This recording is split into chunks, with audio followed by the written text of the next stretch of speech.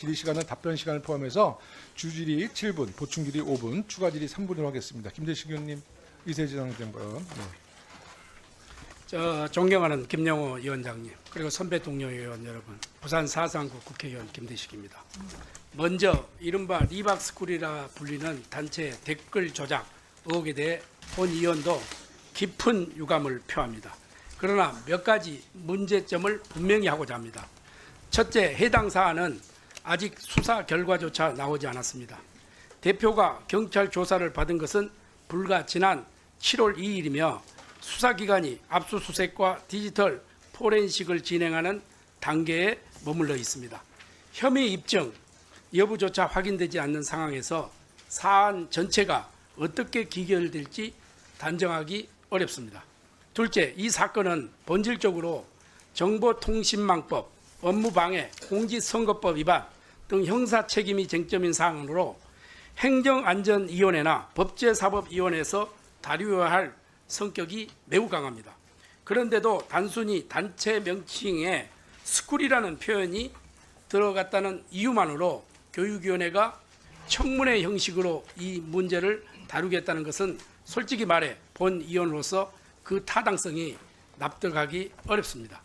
셋째, 이미 네이버에서도 고소가 이루어져 해당 단체에 대한 민형사적 책임을 절차가 진행되고 있으며 수사 결과에 따라 책임이 명백히 규정될 것으로 알고 있습니다. 그러한 과정이 진행 중인 사안을 두고 교육위원회에서 별도의 검증을 벌이는 것은 국가교육을 검증해야 할 청문회 본연의 목적과도 맞지 않다고 저는 생각합니다. 넷째, 이와 관련해 중앙선거관리위원회 확인한 결과도 다시 한번 말씀드립니다. 중앙선거관리는 지난 2020년 총선, 2022년 대선, 2024년 총선에 대해 온라인 여론조작 위반 여부를 조사한 바 있으며 민주당 측 의원께서 요청해 받은 공식 답변에 따르면 인터넷에 댓글을 다수 게시하는 행위 자체만으로는 공직선거법 위반으로 볼 수 없고 우리 중앙선거관리위원회에서는 이에서 조치한 사례도 없다는 것이 확인되었습니다. 결국 이 리박스쿨 사안에 선거법 위반으로도 단정할 수 없다는 사실이 입증된 셈으로 심지어 이를 질의한 쪽에서조차 자승자박 겸 답변을 받은 상황입니다. 지금 이 시기는 교육부 장관이자 사회부총리 후보자의 자질과 비전을 검증해야 될 중대한 시기임에 교육 격차, 학력 인구 감소, 대학 구조조정, 교원 정책 등 산적한 현안을 놓고도 시간이 부족한 상황입니다. 청문회를 하지 말자는 것이 아닙니다. 이 자리에서 시간을 가지고 수사도 끝나지 않는 사안에 대해 정치적 공방을 벌이고 교육위원회 본래 기능을 벗어나는 일을 하는 것은 누구도 또 누구에게도 공감받기 어렵다고 본 의원은 생각합니다.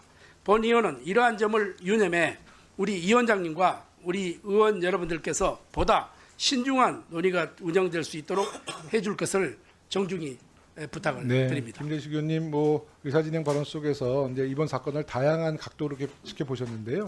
간단히 말씀드리면 우리 교육위원회에서 왜 이 문제를 청문회를 하냐면 리박스쿨의 스쿨 때문에 하는 게 아니라 이 안에는 교육부 장관의 정책자문과 정책자문위원이 주요 인사고요. 이게 핵심 인물이고 그다음에 늘봄학교에서 발생된 일이기 때문에 교육위원회가 이것을 나부른다라고 한다는 것은 그건 정말 문제가 있는 것이죠. 그래서 그렇게 좀 감안히 해서 생각해 주시고 다만 이제 정보통신망법 등 여러 가지 위반 사항은 또 그 상임위 차원에서 살펴볼 겁니다. 그래서 교육위원회에서 담당할 사건은 아니다라고 이렇게 단정 짓기보다는 굉장히 핵심 인사들이 교육 관계자들이고 또 교육부처도 직간접적인 영향력이 행사됐다는 것들이 여러 가지 의혹에서 밝혀지고 있다는 말씀을 드릴게요.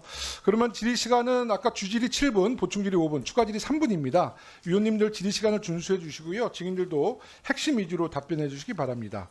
증인이 위원님들의 신문에 대한 답변 외에 발언하고자 할 경우는 반드시 위원장에게 발언권을 얻은 후 발언해 주시고 변호인은 발언권이 없음을 알려드립니다.